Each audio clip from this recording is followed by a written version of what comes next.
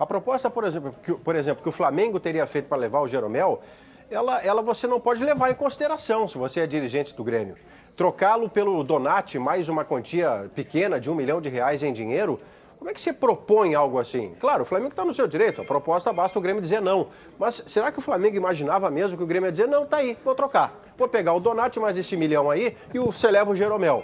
O Grêmio disse não, não faço. Por mais que o salário proposto ao Jeromel seja muito tentador e haverá até reunião do empresário do Jeromel e da direção do Grêmio para estabelecer exatamente essa realidade. O Jeromel renovou o contrato no ano passado por um salário muito legal para o cenário nacional, é longo até 2019, então o Grêmio está defendido por um instrumento juridicamente perfeito, é um contrato em vigor, ele é bom, ele valoriza o zagueiro. O zagueiro tem o seu nome cogitado até no mercado do exterior, mas também por clubes como o Flamengo. O Grêmio não reforçaria o Flamengo numa Libertadores. Tudo isso vai ser conversado. Então a parte legal é essa, Jader. Os jogadores do time titular da Copa do Brasil estão todos mantidos. Mas o Douglas, na entrevista dele, o Jeromel, na entrevista dele semana passada, e o Renato Portaluppi, os três pediram reforços à direção do Grêmio. Não parece que sejam textos cada um por si. Da maneira como foi feito, Jeromel mais Renato mais Douglas, isso parece bem articulado, conversado entre as partes, né? E a direção do Grêmio ainda não se manifestou, embora seja óbvio que o Grêmio está procurando reforços. O que lhe falta é a chamada La Plata. E até em cima disso, amigos, esse discurso que tem sido público agora, né, reiterado, Jeromel, Douglas, Renato, a própria questão envolvendo o zagueiro, vocês imaginam que possa dar uma atrapalhada nesse andamento inicial do Grêmio? Lidar com uma situação como essa, não tem dinheiro e precisa reforçar elenco para dar uma resposta numa Libertadores? Eu acho que para a Libertadores o Grêmio precisa de mais gente. Ainda mais se comparar o time do Grêmio, que é um bom time, mas se você observar, comparar o elenco do Grêmio com o elenco do Flamengo, do Palmeiras, do próprio Atlético Mineiro, o time pode estar próximo, mas o elenco está distante. Para a Libertadores faz muita diferença. Tem o tempo até março para enxertar gente nesse elenco do Grêmio. Dá tempo ainda, mas tem que mexer. A diretoria tem que encorpar, né? Não é mexer, tem que encorpar. Tem tentado e tem dado, não vou falar só azar, mas assim, não tem conseguido alguns nomes até que já estavam próximos de serem contratados e aí surgiu o problema às vezes da lesão que não sabiam e aí descobriram e acharam melhor realmente não contratar. E aí vai ficando também, o tempo vai passando, as suas opções no mercado vão diminuindo e vão sobrando aquelas realmente de maior vulto, né, financeiro. E aí aparece o problema de quase toda a equipe brasileira que não tem tanto poderio financeiro para poder chegar e buscar, principalmente na América do Sul, que é o local onde os brasileiros têm buscado mais, né? Quando não consegue no mercado interno, vai no mercado sul-americano. O episódio Jeromel, até que ponto pode atrapalhar esse início de caminhada, esse início de temporada, se é que vai atrapalhar alguma coisa? Eu acho que não atrapalha. Não? Eu acho que não. A não ser que haja uma indefinição com o jogador, que não se coloque para ele a situação clara.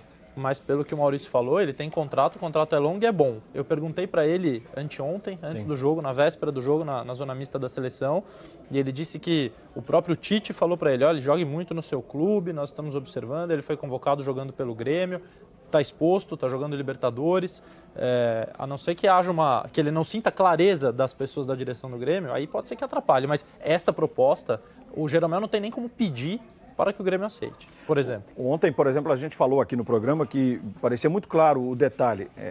O Grêmio ajustar com o Jeromel, com o seu empresário, enfim, com o seu representante. O Maurício pode até confirmar, e não sei se ele tem a mesma opinião, mas parece muito claro que o Grêmio precisa apenas ajustar esse ponto, né, Maurício?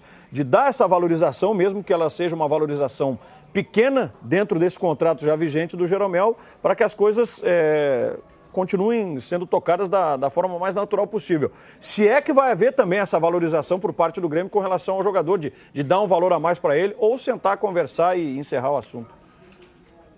É que no cenário ideal a gente lida assim, são três partes, as três partes conversam e chegam a um acordo. O acordo pode ser, por exemplo, olha, eu estou na seleção, eu fui fundamental na Copa do Brasil, eu sei que eu acabei de renovar contrato, mas eu mereço uma valorização, o Grêmio pode dar? O Grêmio faz a conta e diz, olha, vamos sim.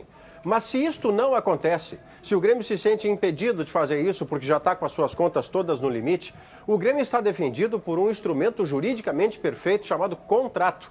E não é um contrato defasado, isso é importante de dizer. A renovação do Jeromel aconteceu na segunda metade do ano passado. O Jeromel está representado nos seus valores de cenário nacional bem. Eu não quero falar de valor, porque eu não sou fiscal do salário dos outros. Mas, tanto quanto a gente saiba, é um salário que você vive muito confortavelmente e, em dado momento, se vier uma proposta que seja boa também para o Grêmio, o Jeromel vai ganhar o seu dinheiro a mais em outro lugar. Não é o caso neste momento. É por isso, Jader e amigos, que eu tenho elogiado o que está fazendo o presidente Romildo Bolzan. Ele simplesmente diz, eu não tenho proposta. A proposta que houve, dá para dizer que não houve, porque ela é tão ruim, seja do mercado do exterior. Hoje se diz, por exemplo, aqui na coluna do Zine Pires, na Zero Hora, que o empresário, o Portela, empresário do Jeromel, disse que um clube turco ofereceu 17 milhões de reais pelo Jeromel. Vamos falar sério, né? O Jeromel é zagueiro de seleção, o Jeromel tem valor, tem uma multa rescisória, então chega perto desse valor da multa rescisória. Não pode fazer rapina no cenário nacional. O Grêmio não pode se obrigar a vender por 17 milhões de reais um zagueiro para o cenário exterior, um zagueiro de seleção brasileira. A multa para o exterior é de 60 milhões de euros, a multa para o Brasil é de 60 milhões de reais. Quem quiser bancar, leva o Jeromel, está fazendo tudo direitinho. Se não for assim, pagando a multa, tem que conversar. Como o Grêmio precisa do Jeromel, ele está muito bem ao dizer, não sai negócio a menos que ele seja bom também para mim. Maurício, vamos falar do Inter, porque do outro lado o Antônio Carlos Zago, né, o técnico do Internacional, tem um início de temporada onde ele vem conhecendo o elenco, vem montando aquilo que ele entende como ideal, né, desse novo Inter que vai ter o desafio inicial no Campeonato Gaúcho contra o Veranópolis, mas especificamente para montar o Inter para atravessar a Série B. Quais são as principais dificuldades que você vê desse início de trabalho do Antônio Carlos e aquilo que vai fazendo com que o torcedor do Inter comece a imaginar assim, dentro de um cenário relativamente normal, né? Poxa vida, o Inter vai se ajustar, vai ser um time competitivo a ponto de brigar fácil para subir para a Série A mais uma vez, ou no Campeonato Gaúcho de manter essa hegemonia. Como é que você está vendo esse início de começo de trabalho, digamos assim, do Antônio Carlos Zago? Jader, tudo está por fazer no Internacional de 2017. A amostragem do jogo treino contra o Tubarão, que foram 4 partes de 30 minutos, o Tubarão foi melhor do que o Inter nos 4 tempos de jogo. Só que aí entra o que nós estávamos falando aí na mesa antes. O Tubarão já treina há mais tempo, já fez 5 jogos treino. Entre jogos e jogos treino, já fez 5 neste ano. Subiu da Série B para a Série A do Catarinense, está em melhor condição física. Independentemente do resultado, até ganhou de 2-1 o jogo treino, mas não é o placar que vai fazer essa diferença. O desempenho do Tubarão foi melhor do que o do Internacional.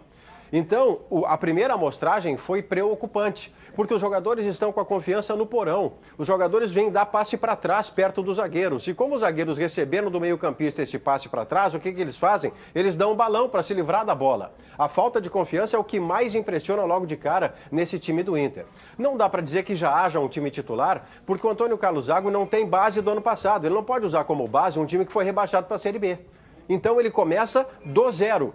Tanto é que no treinamento de hoje de manhã, as 3 modificações que ele fez no time titular resgataram jogadores que no primeiro momento estavam, se não descartados, estavam não priorizados. O Paulão treinou entre os titulares na zaga, o Andrigo, que foi melhor do gauchão do ano passado, voltou a ser titular hoje, e lá na frente entrou o Ailon, que fez o único gol do Internacional nesse jogo treino da última terça-feira.